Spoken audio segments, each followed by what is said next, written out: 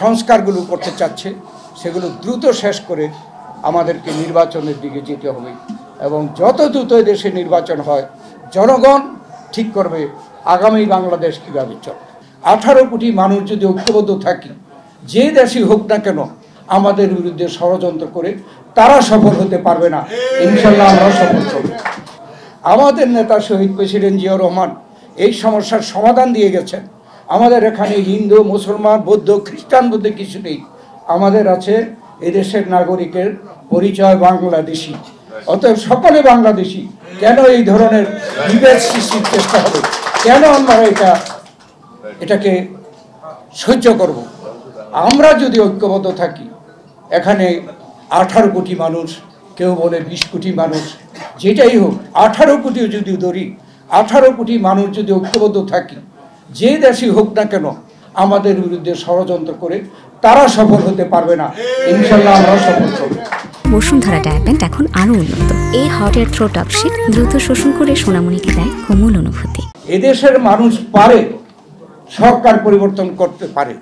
দেশনেত্রী বেগম খালেদা জিয়া এই গণতন্ত্রের স্বার্থে নির্বাচন প্রক্রিয়াকে সুষ্ঠু নিরপেক্ষ করার জন্য তত্ত্বাবধায়ক সরকার প্রথায় দেশে প্রচলন করেছিল এবং তত্ত্বাবধায়ক সরকারের সময় এদেশের মানুষ প্রমাণ করেছে যে তারা নিজেরা ভোট দিয়ে সরকার পরিবর্তন করতে পারে।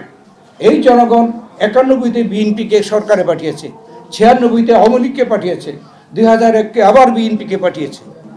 এদেশের জনগণ পারে। জনগণকে আন্ডার এস্টিমেট করার কোনো আমাদের মনে হয় কোনো সুযোগ নেই, উচিতও না। জনগণের উপরে ভরসা করে জনগণ ঠিক করবে তাদের সরকার কে হবে এবং কিভাবে দেশ পরিচালিত হবে।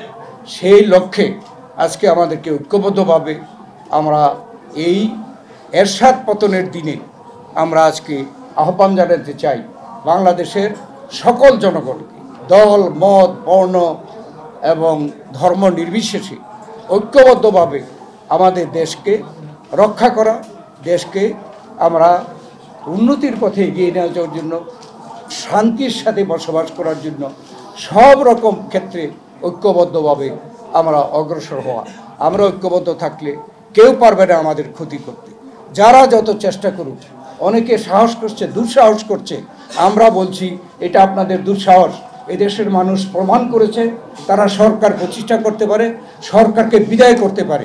ভোটের মাধ্যমে পারে, ভোটের মাধ্যমে না পারলে এই 5ই আগস্টের মাধ্যমে পারে, এই 6 ডিসেম্বরের মাধ্যমে পেরেছে। অতএব বাংলাদেশের মানুষ এটা প্রমাণ করেছে।